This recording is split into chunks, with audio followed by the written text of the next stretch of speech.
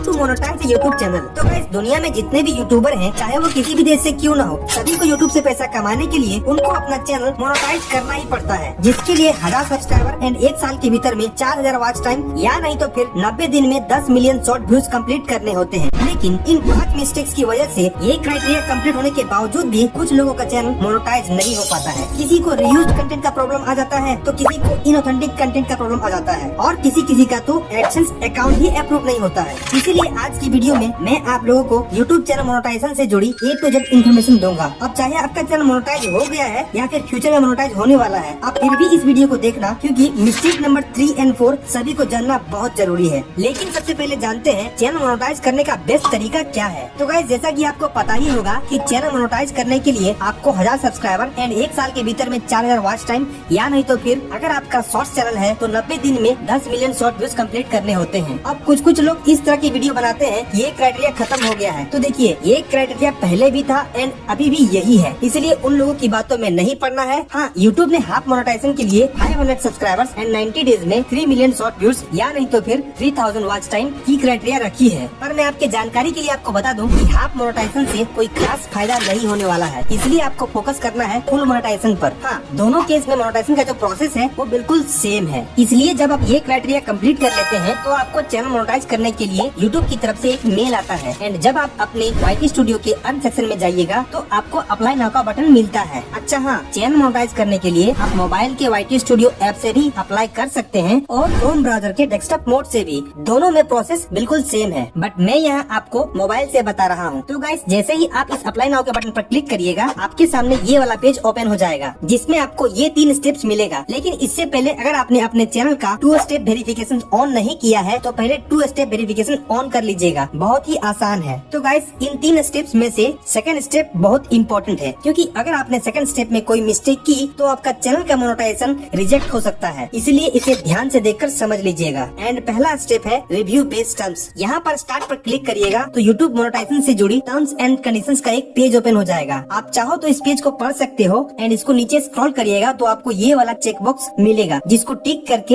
Accept पर click करना है, और इसी के साथ आपका पहला स्टेप कंप्लीट हो गया। जैसे ही पहला स्टेप कंप्लीट होगा, दूसरा स्टेप का स्टार्ट बटन ऑटोमेटिकली आ जाएगा। ये स्टेप बहुत इंपॉर्टेंट है गाइस, क्योंकि इसी स्टेप में हमको एक एडसेंस अकाउंट बनाने और उसको अपने यूट्यूब चैनल के साथ लिंक करने के लिए बोला जाता है। इसीलिए इस स्टेप का नाम साइन अप फॉर एडसेंस पर यूट्यूब रखा गया है। अब जिन लोगों को एडसेंस के बारे में नहीं पता है, उनको मैं बता दूं कि एडसेंस अकाउंट एक बैंक अकाउंट की तरह ही होता है। यूट्यूब से आपका पैसा डायरेक्टली आपके बैंक अकाउंट में नहीं आता है। आपकी वीडियो पर चलाई गई एड से जो कमाई होती है वो पहले एडसेंस अकाउंट में जाती है, एंड फिर उसके बाद एडसेंस अकाउंट से आपके बैंक अकाउंट में। एंड सबसे इम्पोर्टेंट बात ये है कि एक पर्सन अपने पूरी लाइफ में एक ही एडसेंस अकाउंट बना सकता है, लेकिन एक एडसेंस अकाउंट से मल्टीपल यूट्यूब चैनल को लिंक करके मोनेटाइज किया जा सकता है। एंड हाँ, एक बैंक अकाउंट से मल्टीपल एडसेंस अकाउंट को लिंक करके सभी चैनल का पेमेंट एक ही बैंक अकाउंट में लिया जा सकता है। ऑलराइट गाइस, अब हम इस सेकंड स्टेप के स्टार्ट वाले बटन पर क्लिक करेंगे, जिसके बाद हमारे सामने कुछ इस तरह का पॉपअप सामने आएगा, जिसमें 3 ऑप्शंस है, एंड लोग यहीं पर कंफ्यूज होते हैं एंड गलती करते हैं। पहला ऑप्शन है yes I have an existing AdSense for YouTube और एडसेंस अकाउंट। मतलब अगर आपके पास पहले से ही एडसेंस अकाउंट है तो आप वो वाला एडसेंस अकाउंट लिंक करिए, क्योंकि मैंने आपको पहले ही बताया था कि अगर आपके पास पहले से एडसेंस अकाउंट है तो फिर आपके नाम से दूसरा एडसेंस अकाउंट नहीं बनेगा, चाहे आप अलग अलग मेल से भी क्यों ना ट्राई कर लो। बट आप कहोगे कि एक नाम से तो दुनिया में बहुत सारे लोग होते हैं ना, तो फिर कैसे होगा? तो देखिए, खाली नाम से नहीं होगा, और भी डिटेल्स देने होते हैं, लाइक आपका एड्रेस, पैन कार्ड नंबर। तो ये सब तो एक आदमी का एक ही होता है ना, इसीलिए अगर आपका पहले से ही एडसेंस अकाउंट है तो आप उसी को यूज करिए। दूसरा ऑप्शन है no I need to create one. मतलब साफ है, अभी तक आपके पास कोई भी एडसेंस अकाउंट नहीं है एंड आप न्यू बनाना चाहते हो। एंड तीसरा ऑप्शन है आई डोंट नो। इसका मतलब है शायद आपने कभी एडसेंस अकाउंट बनाया है पर अभी याद नहीं है, तो उस केस में आपको ये वाला ऑप्शन सेलेक्ट करना है। गूगल आपको ऑटोमेटिकली बता देगा कि आपके नाम से पहले से कोई एडसेंस अकाउंट है या नहीं है। तो गाइस, ज्यादातर न्यू यूट्यूबर के पास पहले से एडसेंस अकाउंट नहीं ही होता है, और वो बनाएंगे भी क्यों, जरूरत ही नहीं पड़ती है। इसीलिए maximum new YouTuber second option no I need to create one पर क्लिक करते हैं, जिसके बाद आपके सामने एक मेल ID आईडी सिलेक्ट करने का ऑप्शन आएगा। अब यहाँ पर बहुत लोगों को ये डाउट रहता है कि एडसेंस अकाउंट बनाने के लिए कौन सा जीमेल आईडी यूज करें, जिस जीमेल से यूट्यूब चैनल बना है वो वाला जीमेल आईडी या फिर नया वाला। तो देखिए अभी के टाइम पर बहुत सारे यूट्यूब चैनल हैक होते रहते हैं, इसलिए मेरा मानना ये है कि एडसेंस अकाउंट बनाने के लिए आप एक fresh and new Gmail ID बनाइए एंड इसको किधर भी यूज नहीं करना है, ओनली फॉर एडसेंस। वैसे में क्या होगा कि अगर मान लो फ्यूचर में कभी आपका चैनल हैक हो जाता है तो आपके पास एडसेंस अकाउंट तो सेफ रहेगा। And guys, Gmail ID select करने के बाद आपके सामने ये वाला पेज ओपन हो जाएगा जिसमें आपके चैनल का यूआरएल पहले से ही फिल होके आएगा। यही है आपका वेबसाइट, इसलिए इसमें कोई कंफ्यूजन नहीं होना चाहिए। आपका चैनल ही आपका वेबसाइट है। एंड नीचे आपको अपना बिलिंग कंट्री सेलेक्ट करने के लिए बोलेगा, तो आप जिस भी कंट्री में रहते हैं वो कंट्री सिलेक्ट कर लीजिएगा। एंड जैसे ही आप अपना कंट्री सिलेक्ट करिएगा, नीचे गूगल एडसेंस की ऑनलाइन टर्म्स ऑफ सर्विसेज का एक एग्रीमेंट आ जाएगा। आप चाहो तो इसको पढ़ सकते हो। एंड नीचे I have read and accept the agreement वाले चेक बॉक्स पर टिक कर लीजिएगा। उसके बाद सेटअप अकाउंट पर क्लिक कर दीजिएगा। एंड देन आपके सामने कस्टमर इन्फॉर्मेशन वाली पेज ओपन हो जाएगी जिसमें अकाउंट टाइप को इंडिविजुअल ही रहने देना है। फिर नीचे नेम एंड एड्रेस फिल करने का ऑप्शन आएगा। एंड यहीं पर लोग मिस्टेक करते हैं। देखिए यहाँ पर आपको उसका नाम डालना है जिसके नाम से एडसेंस अकाउंट बनाना चाहते हैं। एंड ये ध्यान रखना कि उस नाम से पहले से कोई एडसेंस अकाउंट नहीं बनाया है। एंड नाम की जो स्पेलिंग है वो एग्जैक्टली आपके गवर्नमेंट इशूड आईडी प्रूफ जैसे कि PAN card, voter card, driving licence से मैच करनी चाहिए, क्योंकि आगे चलकर इस अकाउंट को वेरीफाई भी करना होगा। एंड एक बात आप जान लीजिए कि आधार कार्ड का यहाँ पर कहीं कोई जरूरत नहीं पड़ता है। एंड जो एड्रेस आपके आईडी प्रूफ में है वो यहाँ पर डाल देना है। अपना city, post code, state and phone number डालकर सबमिट कर देना है। यहाँ पर कुछ लोगों का ये डाउट रहता है कि उनके आईडी प्रूफ में कोई और एड्रेस है और वो रहते कहीं और है, तो उस केस में क्या करना है। तो देखिए अभी के लिए तो आप अपने आईडी प्रूफ में जो एड्रेस है वही डालिए। एंड जब गूगल पिन के लिए अप्लाई करिएगा तो उस टाइम आपको दो ऑप्शंस देगा, permanent address and local address. उस समय आप जिस जगह पे रहते हैं प्रेजेंटली उस समय लोकल एड्रेस डालिएगा एंड परमानेंट एड्रेस में जो आईडी प्रूफ में एड्रेस है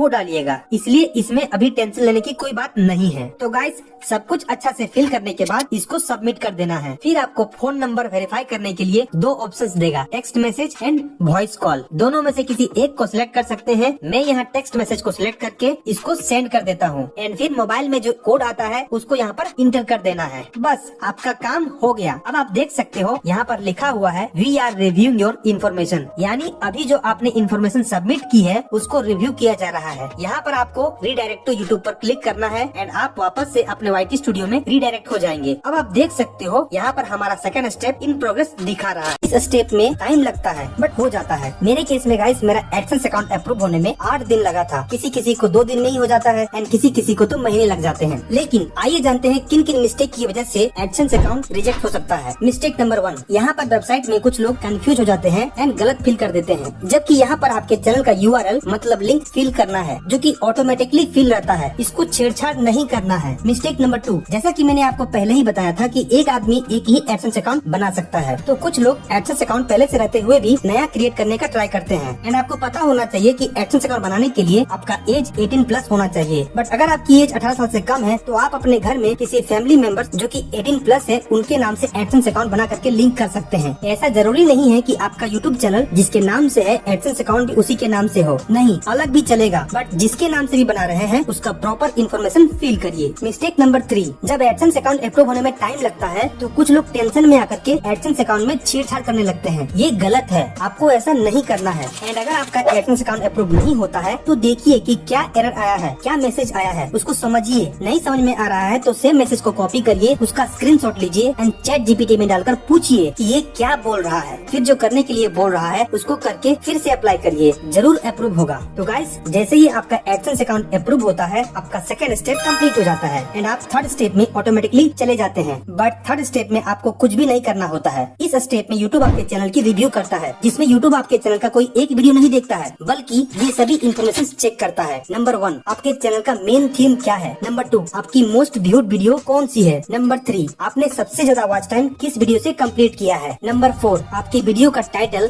थंबनेल एंड डिस्क्रिप्शन में क्या लिखा हुआ है, यहाँ तक कि आपके चैनल के अबाउट सेक्शन में क्या लिखा हुआ है। इसके अलावा जो 2 मिस्टेक यूट्यूब चेक करता है वो है inauthentic content and reused content. इन्हीं दो मिस्टेक की वजह से बहुत सारे लोगों के चैनल का मोनेटाइजेशन रिजेक्ट हो जाता है एंड मोनेटाइज होने के बाद भी अगर ये मिस्टेक की तो चैनल डीमोनेटाइज हो जाता है। इसलिए इसे बढ़िया से समझना बहुत जरूरी है। सबसे पहले बात करते हैं इनऑथेंटिक कंटेंट क्या है। तो देखिए, according to YouTube, inauthentic content वो कंटेंट है जो सेम टाइप की कॉपी पेस्ट या एआई से मास प्रोड्यूस्ड की हुई हो, जिसमें अपनी तरफ से कोई आइडिया, मेहनत या वैल्यू नहीं होती है। मतलब अगर आप किसी वेबसाइट या न्यूज का टेक्स्ट पढ़कर वीडियो बना रहे हो, एआई से सेम टाइप की स्टोरीज जनरेट करके बिना अपनी कमेंट्री के अपलोड कर रहे हो, एक ही टेम्पलेट को बार बार यूज करके वीडियो बना रहे हो, या सिर्फ slide show and automated video बना रहे हो बिना अपनी इनपुट दिए, तो यूट्यूब इसे इनऑथेंटिक कंटेंट या लो एफर्ट वाली कंटेंट मानेगा। पहले यूट्यूब इसे रिपीटेटिव कंटेंट बोलता था, लेकिन 15 जुलाई 2025 के बाद इसको ज्यादा स्ट्रिक्ट कर दिया गया एंड इसको इनऑथेंटिक कंटेंट पॉलिसी नाम दिया गया। अब सबसे बड़ा सवाल ये है कि क्या एआई कंटेंट मोनेटाइज नहीं होंगे? तो आंसर है हाँ, एआई कंटेंट मोनेटाइज